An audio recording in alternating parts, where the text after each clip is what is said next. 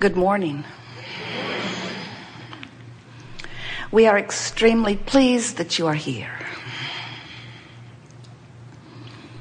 It is good to come together for the purpose of co-creating.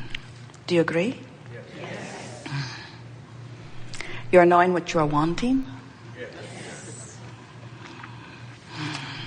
You are enjoying the expansion of your desire?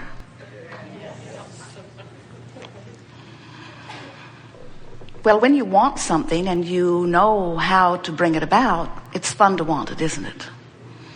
But when you want something and you've been wanting it for a while and it stubbornly is staying off at a distance, when you want to bring something in that won't come, or when you want to get rid of something that won't go, then when we say, are you enjoying the contrast? Are you enjoying those new desires that are percolating within you? And often, if we've trained you here, you say, oh yes, we really like those unfulfilled desires. But there will come a time when you come to realize that no desire is off limits for your ability to create it. In other words, when you begin to remember who you are, when you consciously reestablish your relationship between the physical you and the non-physical you, when you remember the purpose of your emotions and the information that they give you in terms of not only your relationship between the physically focused you and the non-physically focused you, but your emotions also give you play by play, moment by moment indicators of how you're doing in relationship to those very desires. Because it turns out that as you sift through the contrast, which causes you to focus, even if you don't put words to it, your desires into a vibrational format, which always precedes the manifestational format. In other words, everything's focused into a vibrational reality first. So without even knowing it, you have focused a wonderful vibrational reality that is not just the forerunner of your relationships or of your possessions or of your experiences. It's actually the vibrational pre-you. You are the creator of you. You think you might be creating a new car or creating a pile of money or creating a relationship, but what you're actually creating is you within those experiences. You are the creator of you. So in order to really understand this, we want you to understand that you were source energy before you came into these physical bodies, a culmination of all that you had lived. And when you made the decision to project part of that consciousness into this personality that you know as you, the larger part of you remained non-physical. That's where humans get the idea of a soul. The larger part of you remains non-physically focused. It's not dead or alive. It's always alive, always non-physically focused. And sometimes that life is focused into the likes of you. But when you understand that the non-physical part of you always exists, then you can begin to understand why there is a vibrational relationship between the thoughts you're thinking now and the vibration that is activated because of what you're focused upon, and the source within you and what the source within you is thinking about the very thing you're thinking about. When you focus upon something in your experience and you complain about the lack of something, the reason that it feels uncomfortable to you when you do it is because the source within you is not focused lackfully. The larger part of you is always focused upon the abundance. The largest part of you is always focused upon where you're going, not where you are. The larger part of you, in fact, is where you're going. Do you sort of kind of get that? You were non-physical energy, and a part of you came forth into this body, and you explore the contrast. And by knowing what you don't want, you automatically know what you do want. It's just the balance of this universe. In fact, if you really know that you really don't want something, then you really know that you really do want something. There's an equal, proportionate desire that shoots out of every awareness of what you don't want. So without even knowing it, you have been building a vibrational escrow, a vibrational reality that's not just a pile of stuff waiting off in the future for you. It's actually the vibrational essence of you living, being, having, doing all of that. And that vibrational essence of you is as real as the you that you now manifested. Now hear this.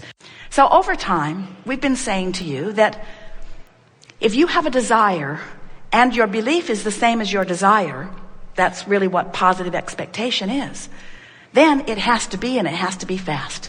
Because your desire is pure, there's no resistance to it, and it's flowing to you. And you've proved that out in your own life, haven't you? The things you expect come easily to you. It's the things you don't expect that keep seemingly messing up your experience. Someone the other day says, I don't want to work there, but I have no choice. What an awful trap. I want more money, but I can't figure out how to get any. I want a mate, but I can't find a mate. And we say, when you want and you equally or greater doubt the thing you want, then you hold yourself in what feels like a tug of war to you, and it literally is a tug of war, because in your doubting you have introduced a resistance that does not allow you to go to the vortex where what you want is. So over time we've said to you, when you want it and believe it, it is. Then we began telling you that you are a creator, and that if you are a deliberate creator, which means you think more about what you want, you script it, you write about it, you talk about it, that more of the things that you want will begin to come into your experience. Be more deliberate in your intent, we said to you. Then we watched you. You worried about your thoughts too much then.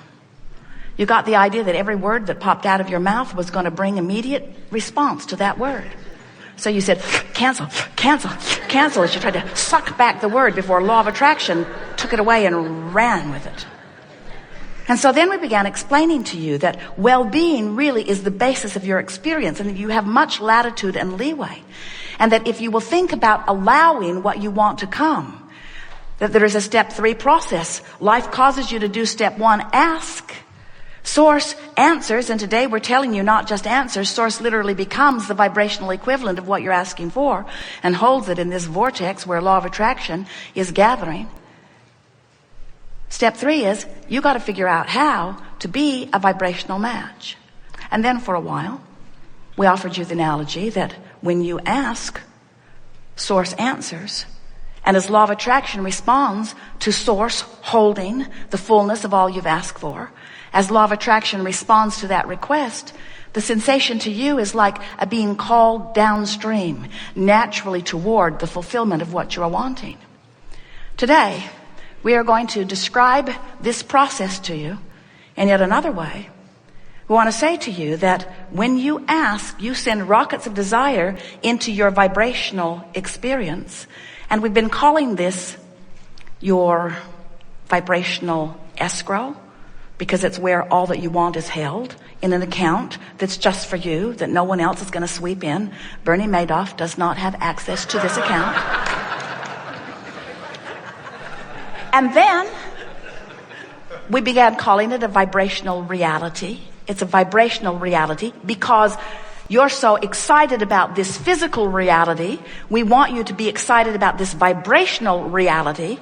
And today we are calling this vortex, a vortex of creation. It is a vortex, and the reason that we are calling it a vortex is because as law of attraction responds to this powerful point that the Source within you is holding on your behalf, this much larger than you part of you, this much larger than the physical part of you, non-physical part of you, stands there holding this pure thought of what you've been asking for, and with the absence of resistance to this, and law of attraction's response to that, there is a powerful vortex that is created, a vortex of attraction. And this is the most important thing for you to hear about this, where all cooperative components are being assembled. The question is, are you a cooperative component? And the answer is, if you're mostly joyful, mostly happy, mostly eager, mostly frisky, then yes, you could count yourself as a cooperative component. And if all of that is true, then you're saying to us, things work out for me. Ideas come just at the right time. I flow in and out of all things. I rendezvous with like-minded people. Wonderful things happen. I barely think about something that I want, and the path to achieve it is unfolding for me. I feel good all of the time. I wake up, I hit the floor with a feeling of enthusiasm for life. I feel reborn anew every day of my life experience. If that's the way you are describing yourself, then you are often, most often, in the vortex. But if you're ornery, if you're confused, if you feel resentment, then you're not in the vortex, not consistently. And if you're like most people, you're in and out, in and out. If you're like most people, you're out, and out, and out, and out, and out, and in, and out, and out, and out, and out, and out, and damn mad about being out, and in, and out, and out, and out, and joining an online chat group about how crummy it is to be out, and out, and out, and out, and out, and in, and out. If you're like most people, you're out mostly, on the brink of it sometimes, and in rarely, but you've been in enough to taste the sweetness of alignment, enough so that when you're not in there experiencing the fullness of all that is meant to be for you, you resent it. You know something is really, really, really, really, really, really wrong. And that's why when you don't feel good, you want to blame this one and that one and this one and that one and this one and that one. Usually the person you live with is the person that gets the brunt of your blame about you not being in the vortex, but we want to lovingly give it all back to you. You get the credit, 100% of the credit, about whether you're in the vortex or whether you're not in the vortex. We just want to do the best sales job ever about wanting to inspire your desire to be in the vortex, because we see clearly what you've put there, and we know the expansiveness of who you have become, and we know the capacity for clarity and love that is really you, and we don't blame you a little bit if you're not completely up to speed with the fullness of who you have become. You feel awful and you want it. We just want to say to you, there's no way of filling the void of not being in the vortex other than getting in the vortex. Can't buy one more thing and bring it home. Can't eat something, drink something, shoot something. You can't find somebody else to give their attention to you, to love you enough. In other words, it's not possible for you to fill the void that is the fullness of who you are without getting in the vortex, which simply means you just got to stop doing that thing you do that doesn't let you in.